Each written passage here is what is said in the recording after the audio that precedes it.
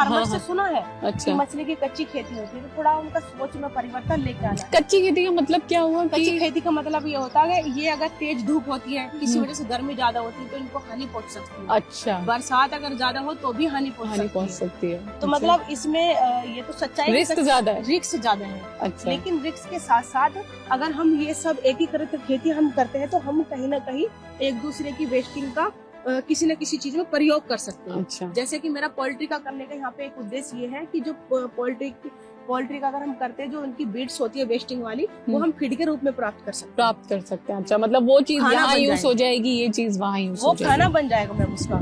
और अब हम आगे बढ़ रहे हैं क्योंकि अभी कहानी खत्म नहीं हुई है, आगे भी बहुत कुछ इन्होंने लगाया हुआ है। क्या क्या है वो देखते हैं। चारों तरफ अमरूद के कुछ छोटे कुछ बड़े पेड़ दिख रहे हैं। ये देखिए फिर से अमरूद हमें दिखा, अमरूद और बैंगन, अमरूद और बैंगन लगाया हुआ है। बीच में एक बार अमरूद है, एक बार बैंगन है। सरसों भी खूबसूरती के लिए लगाई हुई है, तो कोई जगह भी अनयूज्ड नहीं छोड़ी है। इनकम के सारे सोर्स और सारे दरवाजे खिड़कियां खुले हुए हैं। बस वो है कि हमारे थोड़ा सा एक बात में दिमाग में बैठी जी। हुई थी जी, आदरणीय प्रधानमंत्री जी की, हम्म। कि कैसे हम कम लागत में ज्यादा आय प्राप्त करें। जी, मतलब खेती तो होती थी, आपका होती जो थी। बैकग्राउंड है खेती वाला है, लेकिन अब जो आप कर रही हैं, मतलब मछली पालन और इतना बड़ा तालाब आपने यहाँ डेवलप कर दिया बिल्कुल कुछ नहीं से, तो ये सब चीजें कैसे सीखी आपने? मतलब पूछना चाहूंगी कि आपकी एजुकेशन कहाँ तक हुई है? मैंने इंटर तक पढ़ाई की। इंटर तक पढ़ाई करी मैं है। बिल्कुल एक ग्रामीण देहात एरिया से आती हूँ। हाँ, हालांकि मेरी शादी से पहले जो ना मेरा एक दिल्ली पुलिस में नंबर भी आया था। दिल्ली पुलिस में नंबर आ गया दिल्ली था। पुलिस में नंबर आया था, लेकिन हमारे पहले कुछ जो बड़े बुजुर्ग थे उनका ये कहना था कि हम जॉब नहीं कराएंगे बिल्कुल भी, अपने ससुराल में जाना कुछ भी करना हमें मतलब नहीं है, हाँ, हम नहीं कराएंगे, हम लड़की की कमाई नहीं खाएंगे। हाँ। तो उन्होंने ये कह करके मना कर दिया। फिर उससे बाद में हमने फिर यहाँ से भी एक बार उसमें आवेदन किया।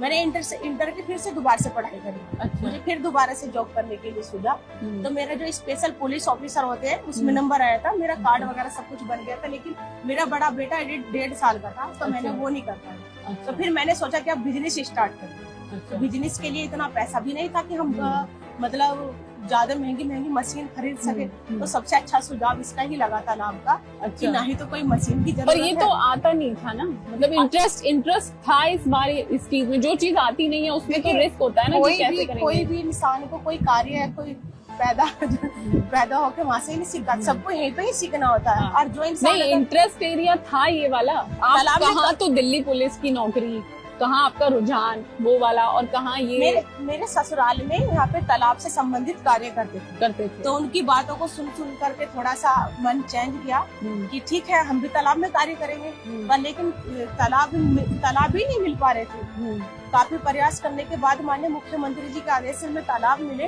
तो हम पे आता नहीं था, ये सच्चाई कह रहे हो आप, हम पे करना नहीं आता था मछली पालन कैसे करते। लेकिन मैं धन्यवाद कहना चाहूंगी अपने केवी के गाजियाबाद को, मुझे काफी वहाँ से सहयोग मिला। अच्छा। बल्कि प्रधानमंत्री जी की काफी जो योजनाएं वहाँ से निकली थी, जैसे कि प्रधानमंत्री कौशल विकास योजना, तो हम उसमें ट्रेनिंग के लिए भी जाते थे और विजिट के लिए भी जाते थे। जैसे कि मथुरा गए, मेरठ यूनिवर्सिटी गए और हम पद्मनगर यूनिवर्सिटी भी गए। तो काफी मतलब वहाँ से सीखने के लिए, समझने के लिए मिला है। तो अब आगे का क्या प्लान है आपका? अब आगे का तो ये है कि अब जैसे कि हमने आपको बताया कि हमें अभी 24 तारीख में राष्ट्रीय अवार्ड प्राप्त हुआ है। जी जी। अब हम तो चलो हमारा तो नाम दर्ज हो चुका है कि हम सफल किसान बन चुके हैं। हाँ। लेकिन खाली अब हमें अपने लिए थोड़ी ना सोचना है। जब हमारे डॉक्टर्स वैज्ञानिक हमारे बारे में सोचते हैं, तो हमें भी दूसरे जो फार्मर्स हैं जो अनकम्प्लीट है, उनको मालूम ही नहीं है कि कैसे फिश फार्मिंग करनी है या खेती करनी है, अब मुझे उनको सपोर्ट करना है। मेरा सिर्फ अब वही टारगेट है।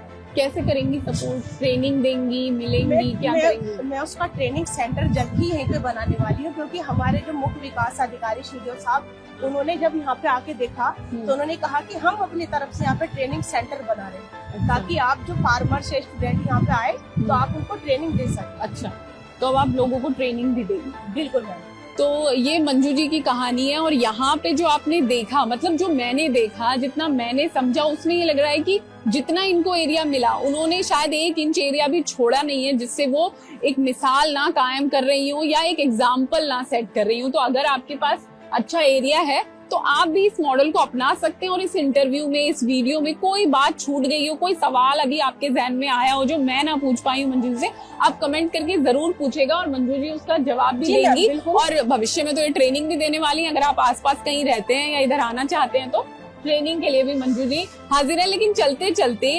लोगों को और मोटिवेट करने के लिए एक चीज, क्योंकि हम किस लिए काम करना चाहते हैं, पहले हमें लगता है कि हम अर्न कर लें और फिर जब हमें लगता है कि इतनी अच्छी अर्निंग हो रही है तो लोगों को भी सिखाएं। तो एक बार वो भी बता दीजिए कि दोगुनी कमाई आपकी हो गई है और आप सफल किसान बन गए, वो कैसे हो रहा है, मतलब कितनी लागत, और इस पूरे एरिया में जो हमने ये मॉडल देखा, साल में आप कितना अर्न कर लेती हैं इससे? देखिए जैसे कि हमारा यहाँ पे तालाब है, सही मायने में तो उसका रकबा यहाँ से दिखाई देता है। हाँ जी। तो ये तीन है, वो है 3 एकड़ का 3 एकड़ का तालाब है। मैंने अगर इसमें 2.5 लाख रुपए लगाया तो मैंने 5 लाख रुपए से प्राप्त भी किया जी।